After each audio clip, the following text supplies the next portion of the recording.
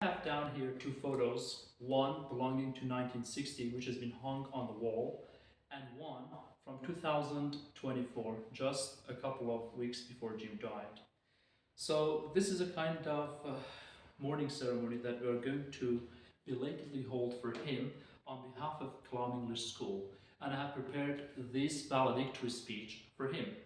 First, I'm going to read what I have prepared for him, and then I'm going to read two pieces from his latest book, which is a memoir dedicated to his friend, and then close the ceremony.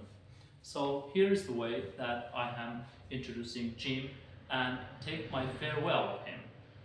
The life of human beings is connected in different ways, relationally, emotionally, vocationally, and digitally, to just name a few.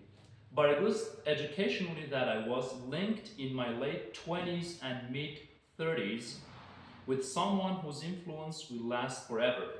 James A. W. Heffnernan, 1939-2024, the late Professor Emeritus of Dartmouth College.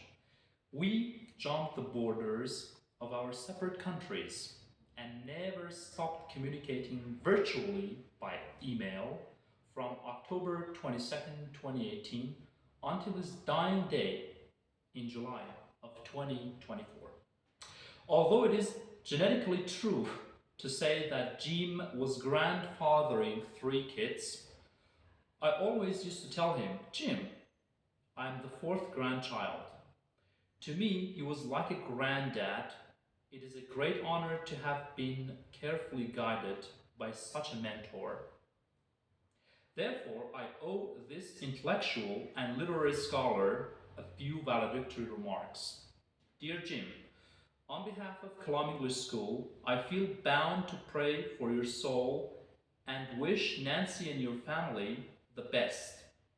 We all learned lots of things from you. I say all because you taught me and I shared your ideas. And therefore, we all thank you for not only teaching us, but also for whatever you did for the humanities with capital H. Your 40 years of teaching generations of American and international students have enlightened the society you lived in and beyond. There was a lesson to be learned from your tireless teaching. May your soul rest in peace. As my final remarks, I'm going to read a couple of sections from your memoir written while on your deathbed. So I'm choosing, first of all, chapter 4, in which he talks about the death of his father when Roy Heffnernan died. Here is the way that he died. When he died, he wrote a poem for his father. And this is the thing that he wrote. In 1992, at age 98, James wrote for his father, Father, grandfather, great-grandfather, go now and join your father, Michael, and your mother, Nellie, your brothers, Paul, Jack, and C, your sisters, Honor and Winifred, your firstborn son and namesake, Roy. For us, the living, this is not a time to weep. But if there are tears, let them be tears of joy. Joy for a life lived joyously, strenuously, generously, with love and laughter abounding, with highest ambitions resoundingly realized, and with all the gifts God gave to you returned to all of us 100-fold, like grains of wheat pressed down, shaken together, and running over. Let no one call this death untimely. His life was a sentence magisterially wrought, and death has done no more than place the period. And the last section is from the last page of his book, which is a kind of advice for all of us. Ever since I joined the Dartmouth English department in the fall of 1965, I have had the great experience of continuing my own education as well as teaching others. For I firmly believe that a teacher must never stop learning. He means you too.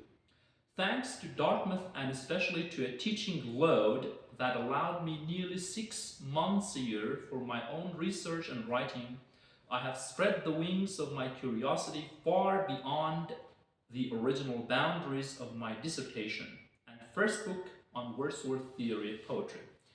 Besides immersing myself in the works of great authors and writers ranging from Homer to James Joyce, I have been free to study the fascinating relations between literature and art, as well as between literature and history.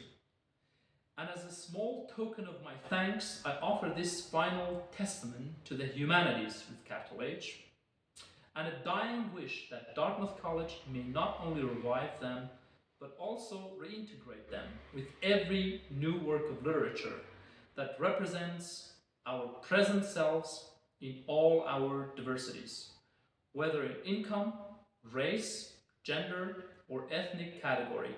Let us henceforth live, learn, study, and grow by the undying words of Terence, Humus sum nihil homus puto aluminum ami.